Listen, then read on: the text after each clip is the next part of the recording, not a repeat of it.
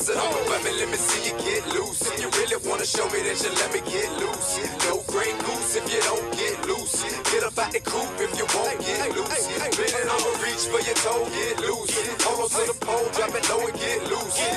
For today's Fitness Friday tip, we're going to work on something that most golfers ignore, and that is a pre-round warm-up or stretch. Many golfers walk up to that first tee, give a little spin, shake it out, and think, all right, I'm ready to go. Tee that first ball up, make a pretty stiff swing, and say, oh, you know what, my back's a little tight, hold on, I'm going to take another one, all right, first hole, breakfast ball. Then, magically, in between shots, they think they're going to loosen up. Go ahead, take that next swing, and very often get the same result and say, all right, it's going to get better as we go. Got that out of the way. Now, instead of just thinking we're going to magically loosen up, it's better to have a pre-round routine where we actually stretch and get loose before we step up to that first tee, rather than just putting the club behind our back and giving a couple spins. So we got a couple stretches that you can do while the rest of your group is teeing off, and it won't take more than a couple minutes. We're going to start off with our arms by simply putting our arm across our stretch and pulling that arm tight. Now, we sped this video up so it doesn't take too long, but you want to hold all these stretches for about 10 seconds. Next one up, we're going to reach back behind our back and pull that elbow back, continuing to stretch the arms.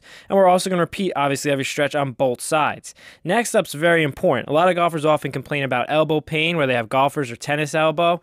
Now, they often complain, but very few people want to stretch and prevent that pain. So this is a good one to help prevent that by simply bending that arm and pulling that hand back. You're really going to feel that stretch on the inside of the arm, and this should relieve some of that tension and pain in those elbows.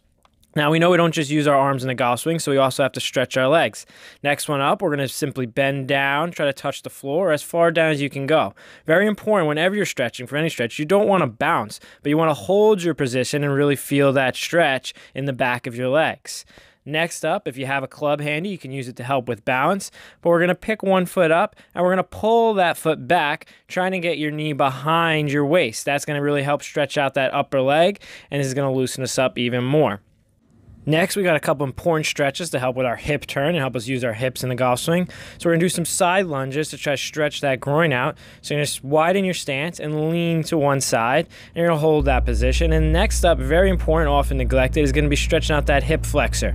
So we're going to do the same motion, but we're going to turn that trail foot about 90 degrees, and we're going to try to drop that knee down to the floor, really stretch out those hip flexors. This is going to loosen our hips up, so when we're trying to use the hips in the downswing and really turn back through impact, going to make that much easier and even maybe give us a little extra power to that golf swing.